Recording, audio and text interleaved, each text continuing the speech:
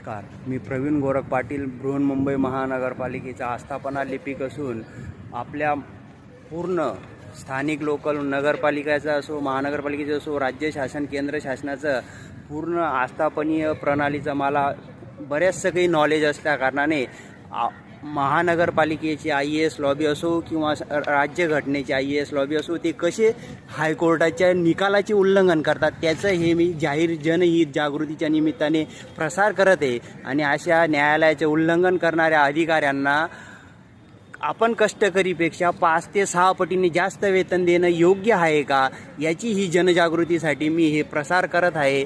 तरी हे बघा, हा जो माझा सत्याग्रह आहे, रीट पिटिशन 1/222/2016 नुसार हा सत्याग्रह आझाद मैदानावरती आज दिनांक 12/12/2025 रोजी कंटिन्यू 1.5 महिने, म्हणजेच आजचा माझा 33वा दिवस आहे, सार्वजनिक सुट्ट्या, साप्ताहिक सुट्ट्या सोडून.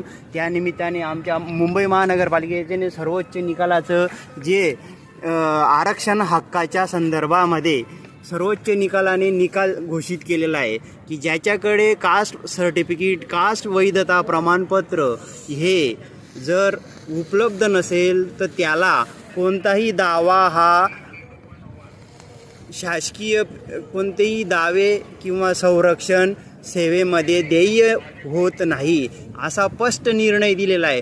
तरी आमचे IAS लॉबीच्या पदधारक म्हणजेच सहआयुक्त, कमिशनर, परत सहप्रमुख व प्रमुख कर्मचारी अधिकारी हे जे आहेत, याला आयुक्तांची मंजुरी असतं, ते लेटर त्या नस्तीमध्ये असेल तर यांनी कसा निर्णय घेतलेला आहे हायकोर्टाच्या उल्लंघनामध्ये की तात्पुरत्या स्वरूपात 11 महिन्याकरिता हे नियुक्त अधिसंख्य पदावर वर्ग करण्याबाबतचं परिपत्रक 2019 पासून केलेलं आहे. आणि सुप्रीम कोर्टाचा निकाल आहे 2017चा, 6 जुलै 2017चा. आणि दर 6 महिन्यांनी ना एवढे 11 सर्क्युलर आमचे ISI लॉबीचे पदधारकांनी सर्वोच्च न्यायालयाचा उल्लंघन करत, ज्यांचं जातीचा आरक्षणाअंतर्गत जातीचे दाव्यांवरती अवैध ठरलेले त्यांना संरक्षण राहत नाही.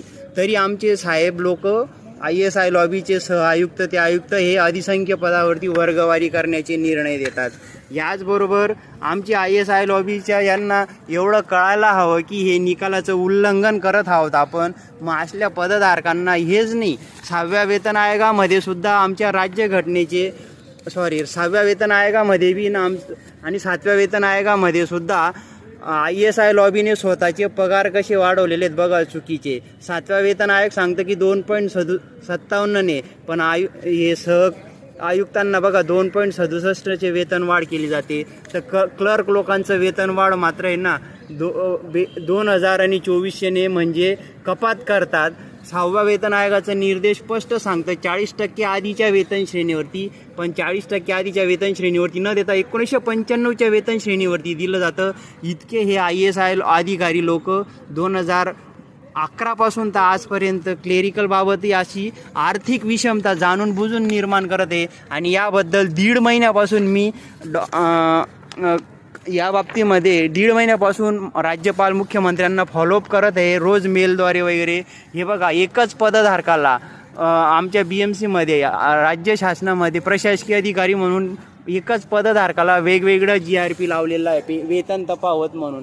हा इकडे 5100 आणि हा इथे 5100 आणि इथे बघा 4800 लावलेला होता. आता तो परत कालांतराने परत दुसऱ्या एका काही सर्क्युलरमधून आयुक्त लोकांनी 5400 केला ह्या 51ला, आणि हा इकडचा 48ला 51 केलेले. अशी आर्थिक विषमता. त्याचबरोबर हे डॉक्टर लोकांचं बघा, डॉक्टर लोक आहे ना बायोमेट्रिक थंब हे निर्देशांचं सर्रास उल्लंघन करत इथले आमचे डॉक्टर आस्थापना लोक आहे आम्हाला हस्तहजेरीपटाप्रमाणे सह्या करायला सांगतात.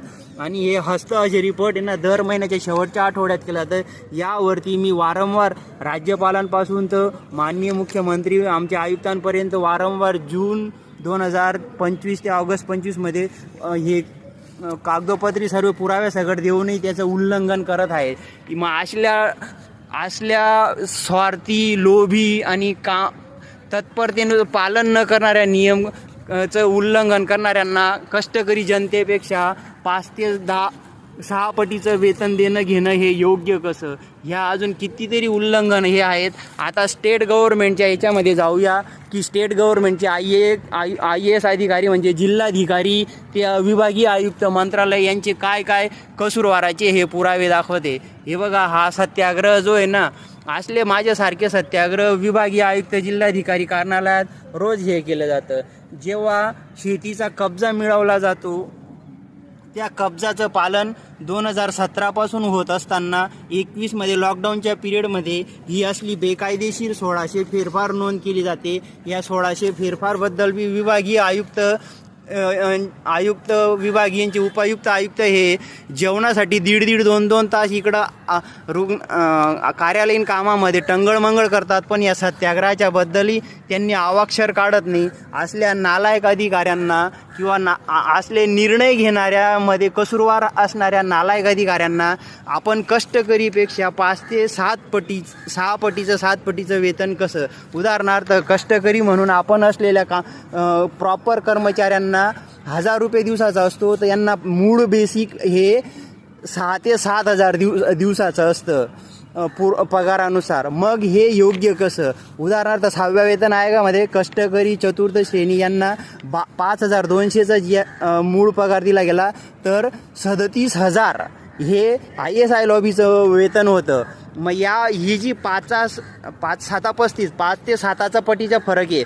मग हे ISI लॉबींना AC cabin, AC flat, AC गाडी सर्व काही असताना आपण कष्टकरींच्या मानाने एवढे 5 ते 7 पटीचं जास्तीचं वेतन हे योग्य कसं? म्हणून सर्व जणांना, माझं सर्व जनतेला जागृतीसाठी आव्हान आहे की या पदधारकांना जर सर्व असताना 5 ते 7 पटीचं वेतनाचा रेशो आहे ना, हा बंद करणं किंवा त्याच पटीनं स्वतःच्या कामासाठी मोबदला मागणं, यासाठी सर्व जनतेने एकजूट व्हा आणि पूर्ण आमदार, खासदार, मंत्री संत्र्यांना घेरून काढा की जेणेकरून ते तुमचेही पगार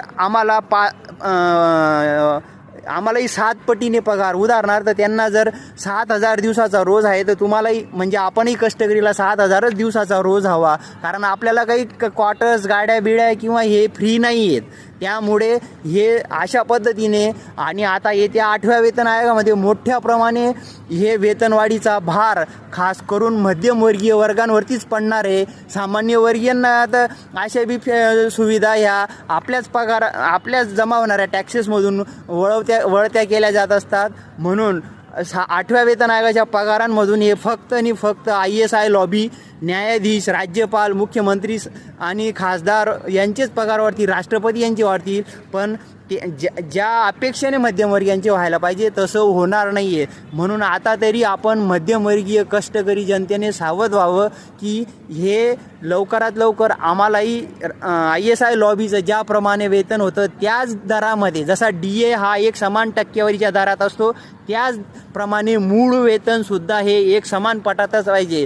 कारण ISI लॉबीला आपण सर्व काही नियमानुसार पुस्तकं, क्लॉज नियम लावून दाखवतो, त्यांना निकाल कष्टकरी क्लर्क, हेड क्लर्क किंवा हे दाखवत असतात.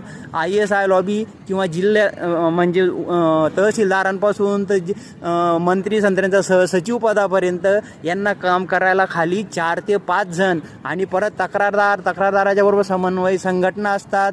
मग असले एक निर्णय घेण्यासाठी जर 5 ते 6 लोक काम करत असतील आणि मग त्यांच्या वाट्याला काम किती आलं हो? मग अशा निर्णयकर्ते अधिकारी पदधारकांना कष्टकरीपेक्षा, कामगार कर्मचाऱ्यांपेक्षा 5 ते 7 पटीचं वेतन हे जास्त देणं घेणं कसं योग्य? म्हणून आता सर्व काही जनतेने जागृत होऊन एकजुटीने पूर्ण याचा सामूहिक विरोध करूया. जय महाराष्ट्र आणि जय समानता. फक्त आणि फक्त समत्व, अवघे धरू सुपंतू.